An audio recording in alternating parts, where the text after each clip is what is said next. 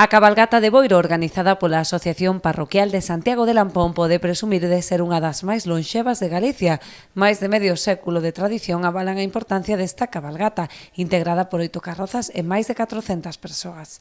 A principal novidade deste ano será o adianto do horario, para evitar as longas esperas dos nenos, posto que se trata dunha cabalgata cun amplo percorrido.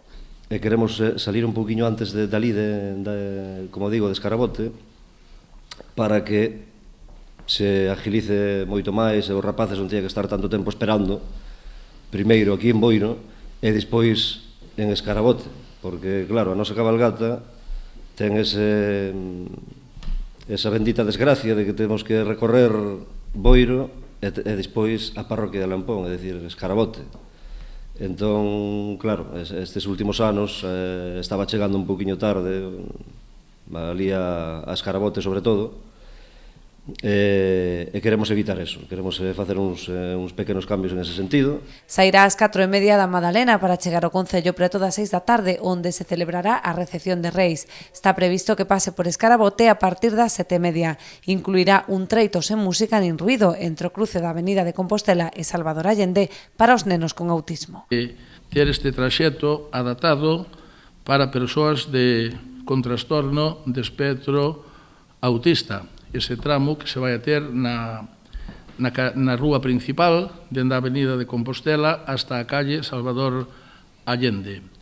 Por lo tanto, pois, bueno, a min isto pareceme moi importante. Ás veces son cousas nas que un pois non pode non caer na conta, pero, bueno, o importante é sempre aportar ideas e sempre con idea de mellorar, porque iso é do que se trata, non? Outra das novidades introducidas este ano será a ausencia de cabalos.